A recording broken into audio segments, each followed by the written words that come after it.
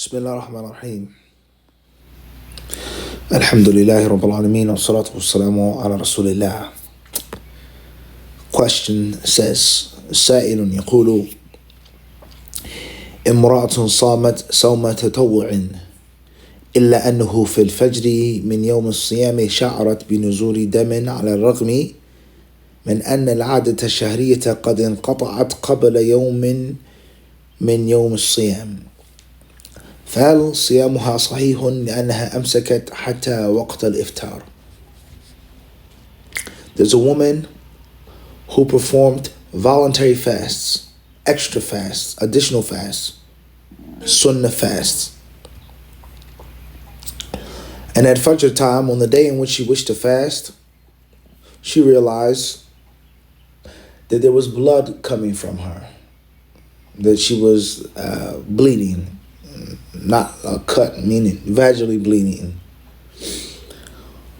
even though her monthly period was over. In theory, it was supposed to be over.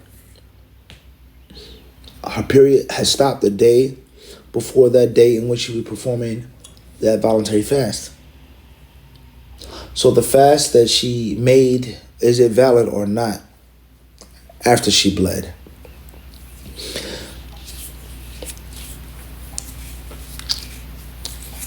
Keeping in mind, لأنها أمسكت, she stopped eating and drinking. She continued to fast until iftar time. Al-Jawab, answer says, إذا لم تتحقق السائلة من نزول الدم وكانت عادتها قد انقطعت فالأصل أنها غير حائض ويصح صومها والله أعلم. The sister asking the question, as long as she was unsure, as long as she wasn't sure, she was unsure, she was uncertain, she wasn't certain that there was blood coming from her, that she was bleeding, and her days were done, her days were over, then the rule is that she's clean and pure. She's not menstruating. That's the rule, until proven to be an exception. That's the default, the rule of thumb. And that her fast is valid. Wallahu a'lam.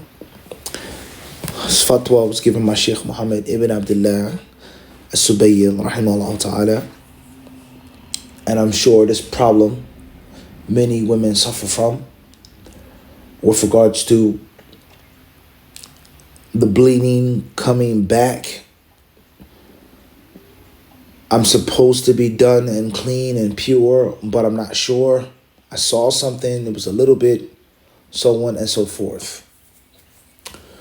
So first and foremost is, whenever a person is unsure or confused, then they should start off by learning the broad principles. The broad principles protect you from confusion. They protect you from chaos, from inconsistency of different fatwas and different madhabs, so on and so forth. So one of those, and one of the most important broad principles, is that certainty is not taken away by doubt. Certainty isn't taken away by doubt. So I'm clean, I'm sure of that, that's clear. I'm unsure, unclear, 100% about unclean or not. Maybe did it, perhaps I saw, I thought, I felt.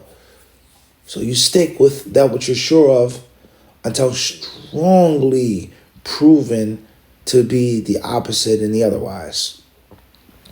Tayyib. Also, the rulings of the Sunnah acts are the same rulings of the Fard acts. The ruling of the Fard acts are the same ruling or the same rulings as the Sunnah acts until proven otherwise. You have to make the Sunnah of Dhuhr just like you would make Dhuhr, unless the Hadith tells us that the Prophet sallallahu alaihi wasallam sat down, allowed the Sahaba to sit down. You have to face the Qibla.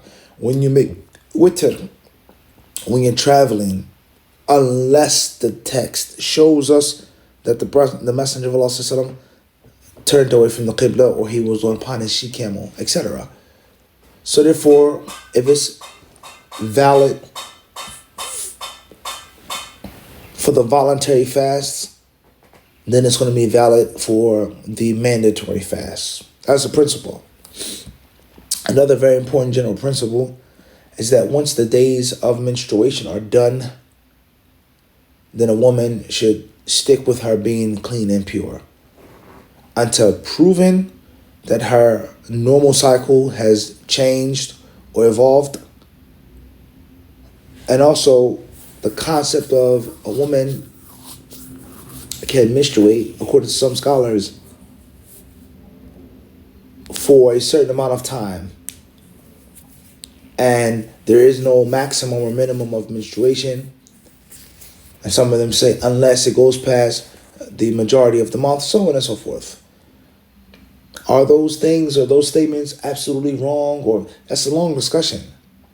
But the general principle, and Allahu A'lam, the general principle is that in most cases, a normal cycle is once a month. Once a month. And for a woman to have 2 full cycles in 1 month, one is going to say and argue that's abnormal. And the further you go towards abnormality, and the further you go away from normality, in most cases, wallahu alam, that's proof that it's not the actual menstruation.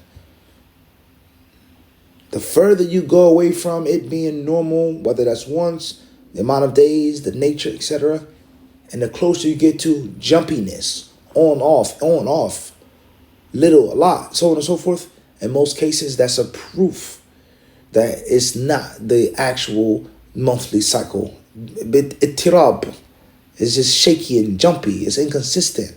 That's a proof that something is out of whack. Something is out of sync with the woman's body, the woman's hormones, so on and so forth. That's not the normal thing. And if you look at the Quran and Sunnah, Allah subhanahu wa ta'ala, He talks about cycles, and other verses Allah subhanahu wa ta'ala talks about months. And if you wanted to make an argument, how many cycles does Allah mention? How many months does Allah mention? So it's not the place for this discussion, but it's just food for thought. Allah talks about women that are divorced. وَالْمُطَلَّقَاتُ يَتَرَبَّصْنَ. The women who are divorced are to wait 3 qars. And the qar is either going to be the pure state or the menstruation. One of the two. All right, no problem. Allah mentioned how many? 3. Perfect. And then in other verses, when Allah subhanahu wa ta'ala talks about divorced women who do not have menstruation for one reason or another. Why don't they have menstruation? Isna, they're too old. Some scholars say lam yahidun, they haven't had menses yet, they're too young. How many months does Allah mention? So that's food for thought with regards to normalcy. And the further we get away from normalcy and orthodoxy, and the closer we get to abnormal, exceptional, things get out of sync. You get the point I'm trying to make? Wallahu ta'ala alam. Okay. That's a very long discussion as I've just stated. It's a long discussion, but it's important with regards to serving the general mass, the lay Muslims, giving them something which is clear, easy, simple, and at the same time sound, and giving them something which is affordable.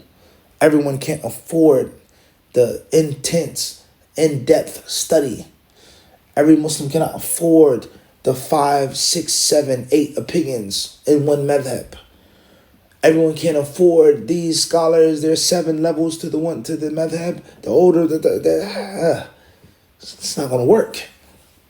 And anyone who deals with the people on a daily basis, real life, on the ground, not in the world of theory, he realizes this. He realizes this. This was one of the last pieces of advice that I got from one of my professors in the Islamic University of Medina with regards to me asking him, should I stay in Medina and do my PhD? Should I do it in America? So on and so forth. So on and so forth. One of his pieces of advice was, go back to your country. You can't stay in Medina forever. No matter how virtuous it is, no matter how much you want to, how you want to stay, but you got to go back. And he, the doctor, he said, I've noticed many students, they come to Medina, they do the language program or just the bachelor's, master's, and doctors. They spend 10, 15 years, sometimes 20 years here in the kingdom. He says, and when they go back to their respective countries, this is what he said, it's not my speech. He said they go back to their countries, they sit in the library all day. That's it. That's all they do. That's all they can do. They can't rewire themselves after all of those years living in Saudi, living in Medina. What's the point of the story? The moral of the story is being stuck in a place, and of course, I love to sit in libraries, my library, public library, masjid library, of course. But there has to be an interaction with the people.